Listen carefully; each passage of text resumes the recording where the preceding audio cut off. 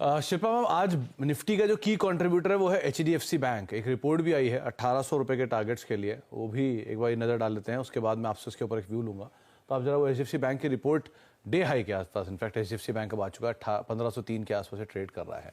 जो brokerage note कह रहा है वो ये जेफरीज का है और करीब 1800 रुपए पर शेयर के आसपास के उन्होंने टारगेट्स दिए हैं।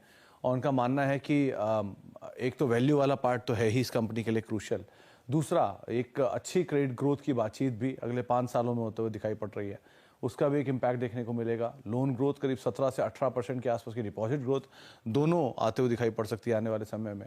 और अगले 5 सालों के दौरान करीब 17 से लेकर 18% के आसपास की डिपॉजिट ग्रोथ होने की उम्मीद लगाई भी जा रही है। लगातार एनआईएम्स इंप्रूव होने चाहिए, जो लास्ट क्वार्टर में प्रेशर में थे शायद इस क्वार्टर में थोड़े से बेटर हो जाएं। और एनआईएम्स अगर बेटर होता है तो ये वैल्यूएशन के लिए, कंपनी के लिए एक बड़ा ट्रिगर के तौर पे कामकाज करेगा। तो इसीलिए उन्होंने इस पर एक बाय साइड की रिपोर्ट निकाली, 1800 के टारगेट्स हैं। शिल्पा मैम, आपका टेक एचडीएफसी बैंक के ऊपर? आज स्ट्रेंथ में है एटलीस्ट कल के फॉल के बाद, लेकिन ये हाल फिलहाल में वो 1560 जो इसका सबसे क्रूशल जोन है उसको ब्रीच नहीं कर पा रहा है। तो 1560 वापस जाएगा या ये नीचे वही वापस 1500 1480 इधर ही घूमेगा? सुमित जी, थोड़ा क्रिटिकल है बिकॉज मार्केट में स्ट्रेंथ थोड़ा कम है और इसमें एचडीएफसी बैंक हमने देखा है कि जब तक मार्केट थोड़ा सा वॉबली रहता है तो एचडीएफसी बैंक क्वांटम से गिरता नहीं है, लेकिन अपसाइड में भी इसके लिए स्ट्रेंथ मुझे बहुत ज़्यादा नहीं दिख रहा है। It has to sustain above 1560 जो इसका रेजिस्टेंस है फॉर एनी अपसाइड, जहाँ पे हम लोग 1800 की बात करेंगे।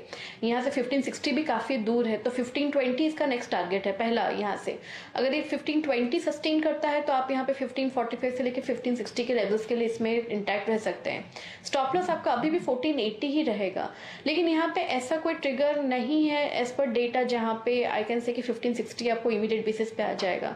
तो आप रिस्क एपेटाइट के हिसाब से आप 20 रुपए के स्टॉप लॉस से जैसे आपको मिले भी थोड़ा गेंस आप इसमें बुक कर सकते हैं। तो बेटर यही है कि आप 1560 के इर्द गिर्द जहां तक आपको तेजी मिले आप उसमें प्रॉफिट लें और थोड़ा सा निकल जाए। लेकिन अदरवाइज राय यही है कि एज ऑफ नाउ मार्केट की स्ट्रेंथ को पहले देखें, उसके बाद कोई कॉल लें। कुछ और नामों में जहां पे आज एक अच्छा मूव है उसमें एक ओएनजीसी ये भी मिस हो गया। शिल्पा मैम, करीब जेफरीज का एक रिपोर्ट यहाँ पर भी है, आप क्या राय रखते हो ओएनजीसी को लेकर?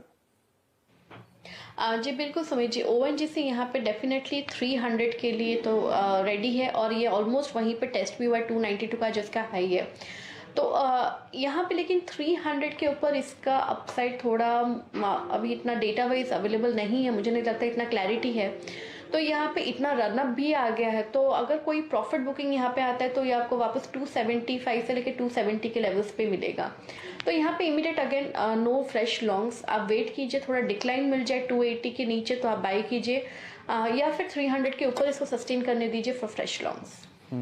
तो 300 के ऊपर कहीं निकले तो मतलब किसी गिरावट मिले तो खरीदारी करें, लेकिन 300 के टारगेट शायद नियर टर्म में बनते हुए दिखाई पड़ सकते हैं।